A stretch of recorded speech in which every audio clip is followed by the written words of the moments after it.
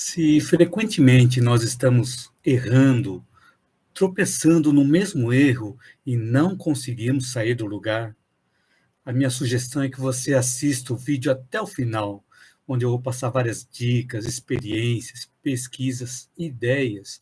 E eu acredito que algo possa fazer sentido para você e você possa aplicar na prática, no seu dia a dia, e aliviar o seu sofrimento emocional. Então seja bem-vindo, seja bem-vinda à minha live ou ao meu vídeo gravado. Então, boa noite para você que está chegando agora, boa noite para você que já me acompanha há algum tempo no meu canal. Para quem não me conhece, eu sou Hugo Mizukami. Eu ajudo pessoas a superarem seus sofrimentos emocionais.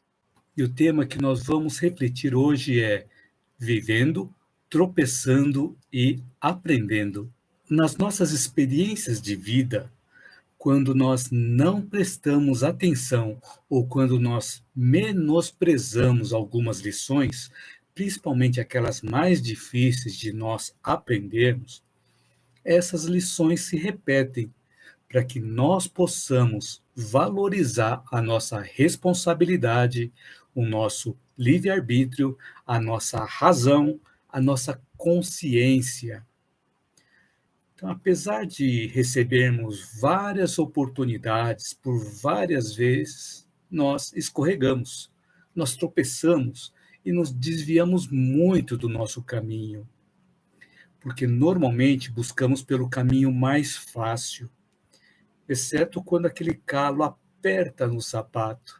E aí nós vemos que não tem outro jeito, e aí pode ser que nós escolhamos o caminho que devemos percorrer. Então, um exemplo simples é se nós compararmos entre irmos estudar ou irmos passear, ou entre irmos estudar e buscar algum entretenimento. Então, os passeios e entretenimentos nos trazem mais prazer. Mas, se nós temos uma prova difícil pela frente e nós queremos ter uma boa nota, podemos escolher estudar para garantir que nós tenhamos bons resultados. Mas se nós não damos atenção para a matéria ou nós não nos importamos com a nota, preferimos até ir passear ou buscar algum outro entretenimento. Só que depois nós ficamos reclamando que a prova foi difícil. É o que às vezes nós fazemos na nossa vida. Ou nós escolhemos aprender a lição, ou escolhemos nos desviar da lição. O nosso livre-arbítrio nos permite escolher fazer o que nós queremos, mas nem sempre o que nós queremos é o que nós devemos fazer. Tanto que existe aquela frase de Paulo que ele diz assim: tudo me é lícito, mas nem tudo me convém. Isso porque nós temos o livre-arbítrio de fazer o que nós queremos, ou seja, de plantar o que nós quisermos. Mas nós vamos colher os frutos do que nós plantarmos. Por exemplo, se nós plantarmos limão, nós não vamos colher uvas. Mas acontece também de nós plantarmos cactos e querermos colher morangos. Aí colhemos os espinhos e pode ser que nós reclamemos por estar colhendo espinhos e não morangos. E mesmo assim, colhendo espinhos, pode acontecer de nós continuarmos plantando cactos e esperando colher morangos. Então, vale lembrar que nem sempre o que é prazeroso é bom, e nem sempre o que é desagradável é ruim. Então, quanto maior o mal, mais forte é o remédio. Então, as lições de vida são apresentadas para nós nos mais variados ramos da religião, e também da filosofia, e também da ciência, e também da espiritualidade. Então, tanto no ramo da religião, filosofia, ciência e da espiritualidade, nós temos oportunidades de colher esses aprendizados, colher essas lições. Mas quando nós nos desviamos do nosso caminho certo, nós nos afastamos desses aprendizados. Nós repetimos os nossos erros, repetimos as nossas viciações lá do passado, e aí nós vivemos escorregando, vivemos tropeçando e caindo pelo caminho. Quando nós vemos o erro de uma outra pessoa, nós sabemos classificar, sabemos analisar de forma rigorosa, julgar e até condenar a outra pessoa, onde nós acabamos nos esquecendo de compreender o todo, de compreender a história da pessoa e o que levou a pessoa a cometer tal erro. E nos esquecemos também de lembrar que um erro é um caminho para nós aprendermos a lição. E também, quando nós aprendemos a lição, nós subimos um nível do patamar de consciência. E também nós nos esquecemos, quando nós julgamos outras pessoas, nós esquecemos principalmente que nós também somos possíveis de ser atingidos por situações de erro e nós também podemos cair. Eu vi um post essa semana que dizia assim: levamos 1 minuto para avaliar a vida dos outros e levamos uma vida inteira sem entender a nossa. Então, o julgamento é algo muito forte na vida de alguns de nós, talvez na maioria de nós, inclusive na minha. Eu preciso também ir melhorando pouco a pouco essa questão do julgamento. Então, todas as lives que eu faço são baseadas em conteúdos que eu venho estudando para eu aprender a ser uma pessoa melhor a cada dia. E isso também faz com que eu permita compartilhar com você o que eu estou aprendendo, ou o que eu preciso também aprender. Então, nós estamos juntos nesse aprendizado. Então, com relação ao julgamento, me contaram uma vez que estavam fazendo uma limpeza na casa e precisavam usar uma enceradeira. Então, para vocês terem uma ideia, que faz muito tempo essa história, é um caso real. Então, precisavam da enceradeira para encerar o chão. E uma pessoa resolveu limpar a tomada elétrica antes de ligar o plugue da enceradeira na tomada. Então, essa pessoa pegou um grampo de cabelo e, quando começou a limpar o buraco da tomada, tomou um choque. E, a partir daí, passou a tomar distância da tomada e também da enceradeira. Então, que tipo de julgamento que nós iríamos fazer nessa situação? Podemos até dizer assim: como que a pessoa não sabe que colocar um grampo de cabelo na tomada dá choque? Então, é uma cena engraçada para nós, que não tomamos o choque. Mas qualquer um de nós poderíamos tomar choque até de uma outra forma diferente. Eu mesmo já tomei choques das mais variadas formas. Mas antes de julgarmos uma pessoa, nós conseguimos compreender o todo? Ou seja, conseguimos compreender que a pessoa não tinha o conhecimento, que tinha energia elétrica na tomada, que o grampo de cabelo era condutor de energia elétrica e que a energia elétrica dá choque elétrico? Se a pessoa tivesse esse conhecimento, não teria cometido aquele erro. Então, esse é um exemplo real e bastante simples, mas na nossa vida também ocorre o mesmo. Muitas vezes nós erramos porque nós não temos o conhecimento. Mas a partir da experiência, a partir do conhecimento, a partir do aprendizado, nós passamos a diminuir os erros naquele tema. Mas tem outras vezes que nós erramos por teimosia mesmo. É como aquela pessoa que vê uma casca de banana no chão e diz: "Ih, vou escorregar de novo". Então, quando nós cometemos um erro, nós estamos no caminho para aprendermos a lição e subirmos de patamar no nível de consciência. Então, nós concluímos aí que todos nós podemos ser atingidos em algum tipo de erro. Nós podemos escorregar, tropeçar e cair. Existe uma parábola que eu peguei neste livro aqui, As Mais Belas Parábolas de Todos os Tempos, e foi organizado por Alexandre Rangel. Então, peguei uma parábola interessante que ele se encaixa no tema de hoje. Então, a parábola diz assim, que um mestre conduzia um aprendiz pela floresta.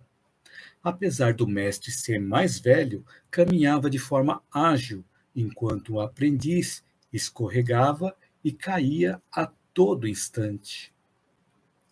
Cada vez que o aprendiz caía, ele xingava, levantava, cuspia no chão e continuava seguindo o mestre. Depois de caminhar por muito tempo, chegaram até um lugar sagrado. E sem parar, o mestre dá meia volta e retoma o caminho de volta para casa. E aí o aprendiz assim, você não me ensinou nada hoje, mestre. Enquanto ele levava mais um tombo também, né? Aí o mestre diz assim, ensinei sim, mas parece que você não quer aprender, respondeu o mestre. Eu estou tentando ensinar para você como se lida com os erros da vida. E o aprendiz perguntou, e como lidar com eles? É da mesma forma como você deveria lidar com seus tombos, respondeu o mestre. Em vez de ficar reclamando, em vez de ficar xingando o lugar onde você caiu, você deveria procurar aquilo que te fez escorregar. Então, todos nós podemos ser atingidos de algum tipo de erro, escorregar, tropeçar e cair. Mas se nós não prestamos atenção na lição, vamos continuar caindo. Há muito tempo atrás, quando eu era adolescente, eu tive a oportunidade de ler um livro e achei muito interessante o que dizia lá na capa deste livro. O livro tinha o título Encontro Marcado, do autor Fernando Sabino. E eu busquei na internet para pegar mais detalhes e lá constava assim esse texto. De tudo ficaram três coisas: a certeza que ele estava sempre começando, a certeza que era preciso continuar e a certeza que ele seria interrompido antes de terminar. E deveria fazer da interrupção um caminho novo, fazer da queda um passo de dança, do medo uma escada e da procura um encontro. Eu achei muito bonita essa frase e ficou gravada na minha mente. Isso foi na adolescência e eu lembro até hoje. Faria da queda um passo de dança. Eu achei muito bonito isso. Daí nós extraímos a reflexão de que o importante é levantar cada queda, fazer da queda um aprendizado, fazer da queda um passo de dança para a próxima etapa, para o próximo movimento. Então, quando nós fazemos um movimento para a próxima etapa, os aprendizados e as soluções começam a aparecer e nós começamos a superar os nossos sofrimentos emocionais. Então, fique à vontade para comentar, para perguntar, que eu vou acompanhando aqui no chat, no YouTube, Facebook e no Instagram. Nós recebemos os convites de aprendizados das mais variadas formas através da religião, da filosofia, da ciência, da espiritualidade, envolvendo o nosso cérebro e também envolvendo o nosso coração. Mas para que nós possamos colher os aprendizados, não podemos ficar focados naqueles sentimentos doentios que vão nos manter na mesma situação. Para colher os aprendizados, nós precisamos sim buscar pelos sentimentos que sejam construtivos, que nos agregue algo positivo. Então, tudo o que nós adquirimos tem um preço. E nós podemos verificar isso através das coisas materiais que nós temos. Alguém pagou um preço por aquilo que nós temos. Então, da mesma forma, todo aprendizado também tem um preço. Então, não tem como nós adquirirmos o aprendizado sem realizarmos um trabalho, sem realizarmos uma ação correspondente. Porque sem a ação, nós vamos continuar no mesmo lugar, com com os mesmos sofrimentos emocionais e com as mesmas reclamações. Além disso, é necessário que nós envolvamos a nossa mente para renovar a nossa forma de pensar e também que nós envolvamos o nosso coração para purificar a nossa forma de sentir. Então, não vamos conseguir essa renovação mental, essa renovação de pensamentos, se nós não eliminarmos as nossas crenças limitantes, que vão impedir que aprendamos coisas novas. E nós não vamos conseguir purificar o nosso coração guardando aqueles velhos sentimentos paralisantes, como a mágoa, o remorso, o ressentimento.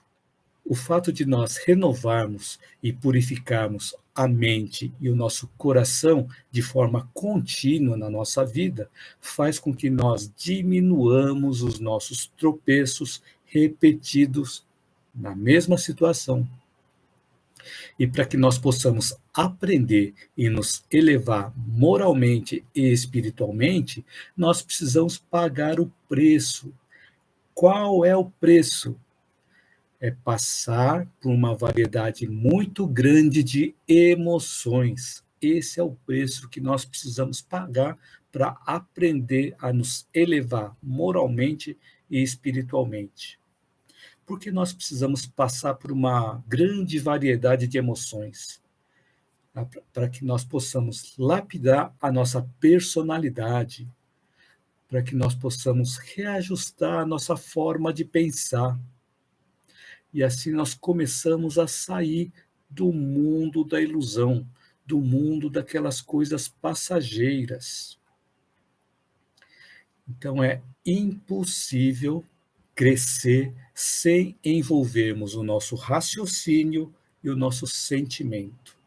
Porque o despertar da nossa consciência ocorre quando nós sentimos o aprendizado e quando nós assimilamos a essência desse aprendizado. Ou seja, quando fazemos aquela viagem consciente do cérebro até o coração e do coração até o cérebro. Então, o despertar da consciência e a mudança no modo de sentir faz com que nós superemos os nossos sofrimentos emocionais. Esse processo de expansão da nossa consciência ocorre de forma gradativa, à medida em que nós vamos saindo do campo da individualidade e encontrando o campo da coletividade. Ou seja, quando nós vamos saindo do campo do egoísmo e caminhando para o campo da fraternidade, para o campo da solidariedade. Porque enquanto nós estivermos presos apenas na nossa individualidade, olhando apenas para nós mesmos, vamos continuar estacionados no campo da ilusão, apenas admirando e desfrutando das situações agradáveis da vida. E assim nós vamos continuar perdidos no meio dos falsos valores e vamos continuar tropeçando nos mesmos erros. Só que dessa forma nós não vamos buscar as ferramentas, nós não vamos buscar os talentos que nós temos ocultos dentro de nós, ou aquelas ferramentas e talentos que são desconhecidas dentro de nós. Que ferramentas que nós temos dentro de nós? São aquelas ferramentas que nos possibilitariam novas realizações voltadas para o campo coletivo. São aquelas ferramentas que nos permitiriam tomar ações aliando o nosso raciocínio e o nosso sentimento no bem. Enquanto nós estivermos presos apenas em nós mesmos, nós vamos ter mais dificuldades em aprender aquela arte do desapego.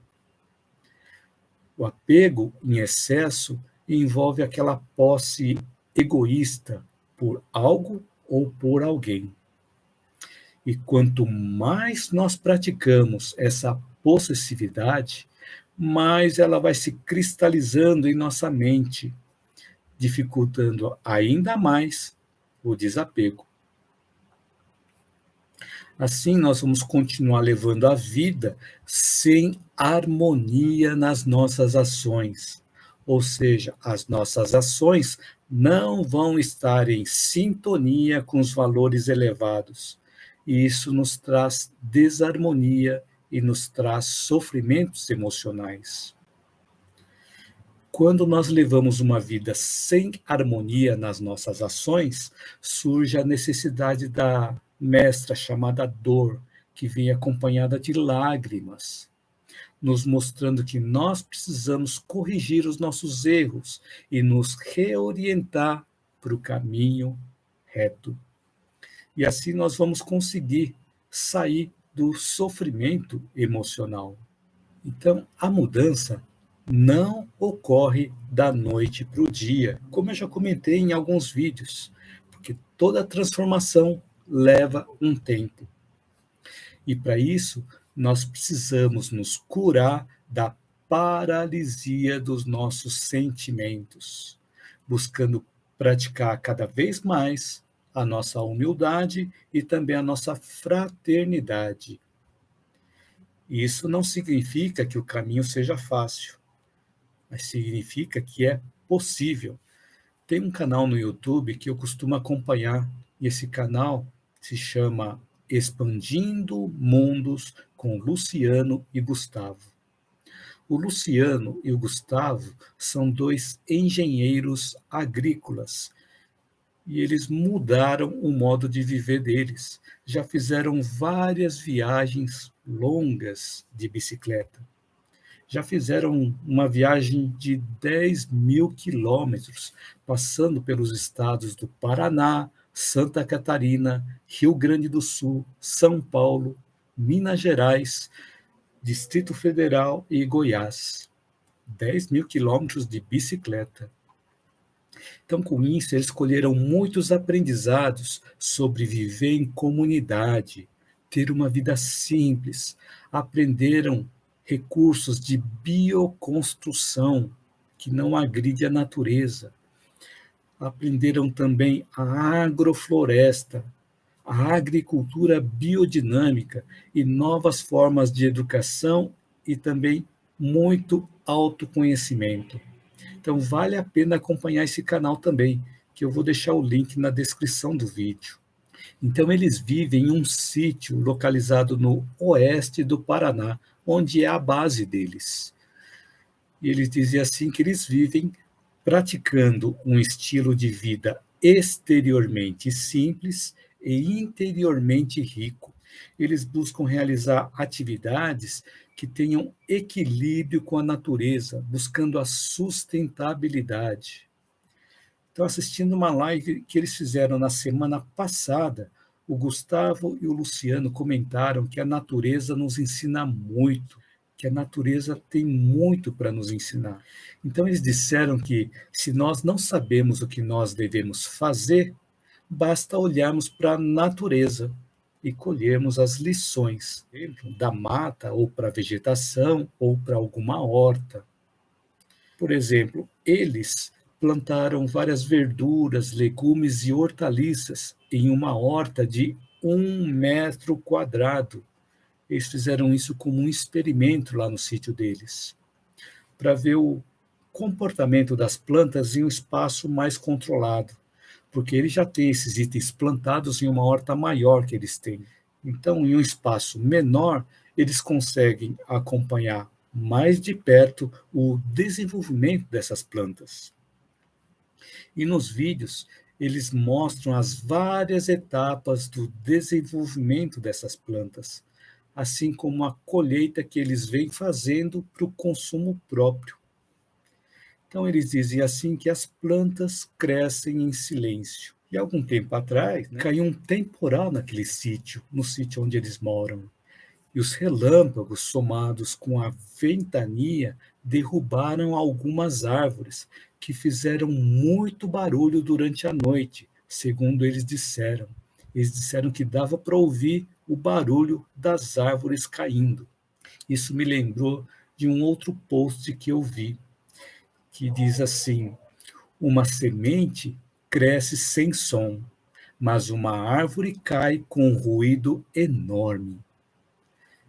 A destruição tem ruído, mas a criação é silenciosa. E essa frase foi atribuída a Confúcio. Então, o ponto que eu quero salientar aqui é que, lá no vídeo mostrado por esse canal Expandindo Mundos com Luciano e Gustavo, foi mostrado que as plantas estão ali. A cada dia eles crescem um pouco, em silêncio, mas é quase imperceptível esse crescimento. Mas depois de alguns dias, depois de alguns meses, eles puderam ver que as plantas cresceram muito. Ou seja, eles mostram que o crescimento não aconteceu da noite para o dia. E as plantas estão lá cumprindo a tarefa que elas vieram realizar como plantas. E trazendo esse ensinamento para o nosso contexto, podemos fazer uma analogia e verificar que nós também viemos aqui para cumprir a nossa tarefa. Não como plantas, não como animais, mas sim como seres humanos. Então, a nossa tarefa como seres humanos vai além de caçar, comer e reproduzir. Mas às vezes nós nos iludimos, achando que devemos apenas caçar, comer e reproduzir. Então, quando nós começamos a sair desse mundo ilusório, vamos descobrindo que nós crescemos interiormente, de forma às vezes imperceptível, de forma silenciosa, se analisarmos um curto espaço de tempo. Mas ao longo de alguns meses, ao longo de alguns anos, vamos conseguir notar essa diferença. Só que, se nós não sairmos do mundo ilusório, vamos continuar com as mesmas reclamações, ano após ano. Então, a natureza nos ensina que o crescimento é silencioso e que a destruição faz barulho, para que nós possamos refletir se nós estamos crescendo em silêncio ou se nós estamos vivendo fazendo muito barulho. Saindo do mundo ilusório, nós vamos descobrindo que a nossa tarefa como seres humanos se expande para além de nós mesmos. E cumprindo a nossa tarefa como seres humanos, vamos descobrindo também qual é o nosso papel nesse plano de vida, que é crescermos de forma silenciosa como ser humano, cada vez mais humanos. E dessa forma, nós vamos vivendo, tropeçando e aprendendo como seres humanos. E cada vez que nós vamos aprendendo a ser mais seres humanos, ou quando nós vamos aprendendo a ser mais humanos, isso vai trazendo para nós um maior sentido de vida, que nos faz superar os nossos sofrimentos emocionais. Então, tudo isso é importante nós aliarmos o nosso raciocínio e também o nosso sentimento, juntar as duas coisas. Porque às vezes, quando nós nos deixamos controlar apenas pelo nosso raciocínio ou apenas pelo nosso sentimento, nós vamos ter desequilíbrios. Então, é importante buscarmos cada vez mais por mais conhecimentos para que nós possamos aprender a sentir e aprendermos a raciocinar e unirmos as duas coisas para utilizar para o bem coletivo. Então, quanto mais nós utilizarmos isso para o bem coletivo, mais nós encontramos o nosso papel aqui neste plano. Encontramos o motivo, a razão do nosso viver, o sentido da nossa vida. E quando nós encontramos o sentido da nossa vida, nós vamos deixando de sofrer. E a Jânia escreveu aqui: verdade, creio que cada um de nós viemos com uma missão. Exato, cada um de nós viemos com uma missão diferente da outra. Cada um de nós temos experiências diferentes para compartilhar. Mesmo que estejamos dentro da mesma família, tendo a mesma experiência, nós temos aprendizados diferentes, históricos diferentes de aprendizado, modos diferentes de ver a vida. E isso faz com que cada um de nós tenhamos uma missão diferente da outra pessoa. E aí podemos juntar os nossos esforços para contribuir para construir um mundo melhor. Mas é isso mesmo, Jânia. Muito obrigado pelo seu comentário. A Neuza Rodrigues escreve aqui, boa noite, Hugo. E colocou alguns instrumentos musicais. É verdade. Nós somos parte da sinfonia divina, né? Isso mesmo. Obrigado pelo comentário também, pelo post, Neuza.